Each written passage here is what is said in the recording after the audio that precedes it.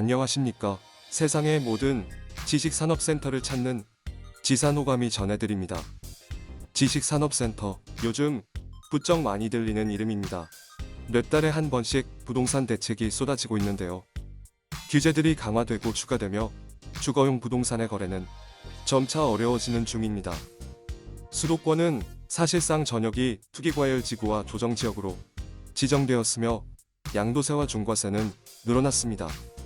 2주택자 이상, 즉 다주택자 규제는 종부세 상향과 맞물려 심해지고 대출 규제로 인해 투자의 목적으로 부동산을 사고 팔기란 불가능에 가까워지고 있습니다.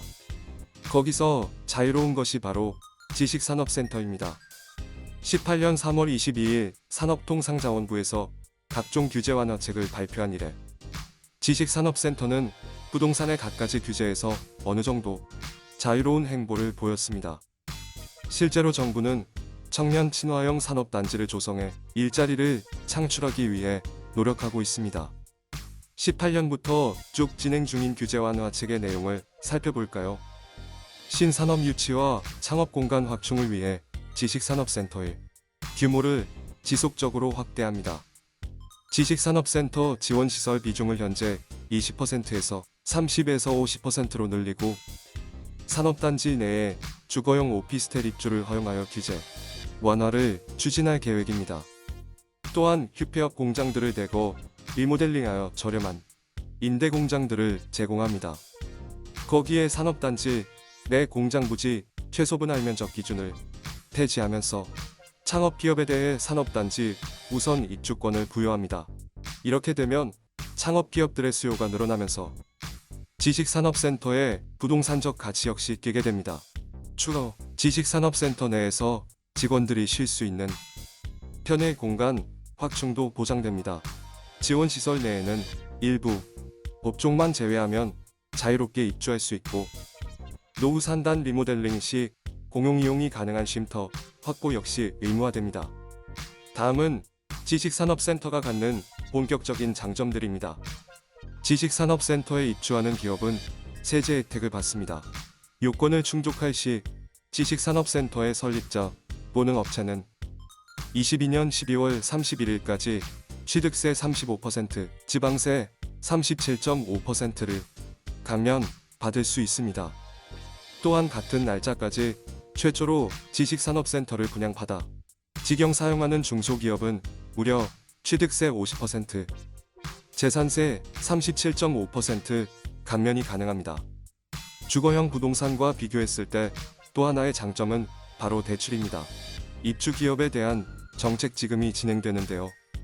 기술보증기금과 신용보증기금, 중소기업진흥공단 등이 정책자금을 통해 저희율의 대출이 가능해 입주율은 높이고 공실률은 낮출 수 있습니다.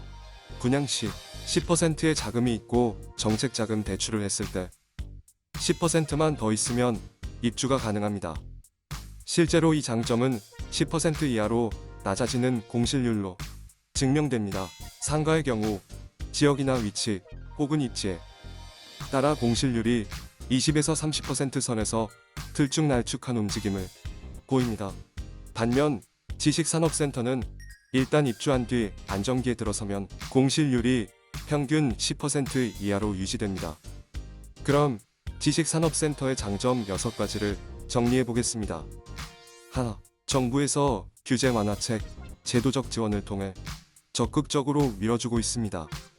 둘, 토지를 효과적으로 절약할 수 있습니다. 서울은 산업용지가 부족하고 지가가 비싼데 지식산업센터는 지식기반 산업과 첨단 제조업, 정보통신 산업에 유용한 입지입니다. 따라서 부동산 시장에서 가치가 점차 커져갈 것입니다.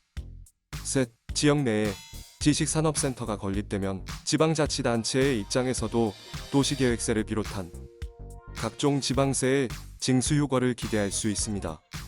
따라서 입주자나 계약자에게 유용한 정책을 계속해서 내놓을 확률이 높습니다. 넷, 산업단지공단에서 제공하는 기숙사 입주, 정책자금 등의 혜택을 누릴 수 있습니다. 다섯, 대출 부문에서 다방면으로 유리합니다. 여섯, 취득세 중과 여부를 따지지 않아도 됩니다. 어떻습니까? 지식산업센터도 웬만한 아파트에 못지않게 매력 있지 않나요? 대체 지식산업센터가 뭘까 하셨던 분들, 과연 지식산업센터가 부동산 가치가 있을까? 고민하셨던 분들의 궁금증이 해소되었기를 바랍니다. 그럼 저 지산호감은 또 다른 지식산업센터 정보와 함께 돌아오겠습니다. 감사합니다.